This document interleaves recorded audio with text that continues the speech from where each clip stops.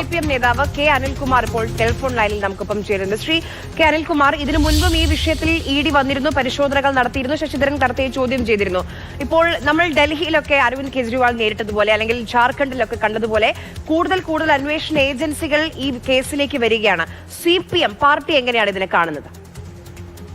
ഇന്നലെ കരിവന്നൂരിൽ ഏതാണ്ട് വലിയ ആനമുദ്രം സംഭവിച്ചു പറഞ്ഞ് കെ രാധാകൃഷ്ണൻ ചോദ്യം ചെയ്തിട്ട് ED വന്ന പോലെ പോയതായിട്ടാണ് ഞങ്ങൾ കണ്ടത്. സ്വർണ്ണക്കള്ളക്കടത്ത് എന്ന് പറഞ്ഞ് ED എത്ര തവണ കേരളം മുഴുവൻ നടന്നു, എന്നിട്ട് എവിടേക്ക് പോയി? അതുകൊണ്ട് ഈ കേസിലും ED വന്ന പോലെ അങ്ങ് പോകും, അതിനപ്പുറം ഒന്നും സംഭവിക്കാൻ പോകുന്നില്ല.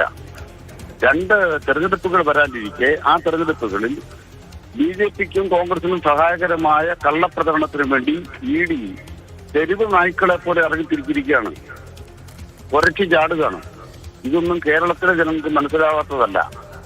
ഒരു കമ്പനിയും വേറൊരു കമ്പനിയും തമ്മിൽ അക്കൗണ്ടിലൂടെ ടാക്സ് കൊടുത്ത് നടത്തിയ ഒരു ഇടപാടിനെ കുറിച്ച് അന്വേഷിക്കാൻ ഇന്ത്യ രാജ്യത്ത് EDക്ക് അധികാരമില്ല എന്ന് മനസ്സിലാകാത്ത ഏതെങ്കിലും ED ഉദ്യോഗസ്ഥരുണ്ടോ?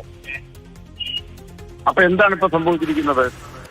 SFI എന്ന് പറഞ്ഞിട്ട് ഒരു കേസ് വ്യാജമായിട്ട് ഇപ്പം കൊടുക്കുന്നതായി പറയുന്നു. അങ്ങനെ ഒരു കേസ് ഉണ്ടെങ്കിൽ മാത്രമല്ല EDക്ക് വരാൻ പറ്റൂ. ED വരട്ടെ. ED എന്താണ് ചോദിക്കുന്നുള്ള പ്രധാനം. കള്ളപ്പണമായി ചെന്നിത്തലയും ഉമ്മൻചാണ്ടിയും കൊണ്ടുപോയ പൈസയെ കുറിച്ചാണ് അന്വേഷിക്കേണ്ടത്.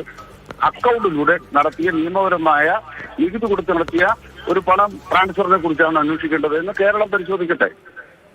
അതുകൊണ്ട് ED അന്വേഷിക്കുകയാണെങ്കിൽ കുഞ്ഞാലിക്കുട്ടി കൊണ്ടുപോയ കള്ളപ്പണം, ഉമ്മൻചാണ്ടി കൊണ്ടുപോയ കള്ളപ്പണം, 135 കോടി രൂപയുടെ കള്ളപ്പണം കൊണ്ടുപോയി എന്നാണ് അതിലെ കേസ്.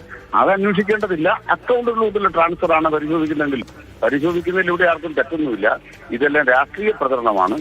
കേരള ഹൈക്കോടതി വ്യക്തമാക്കിയിട്ടുണ്ട് കൃത്യമായി, കേരള സർക്കാർ യാതൊരു തെറ്റും ചെയ്തിട്ടില്ല.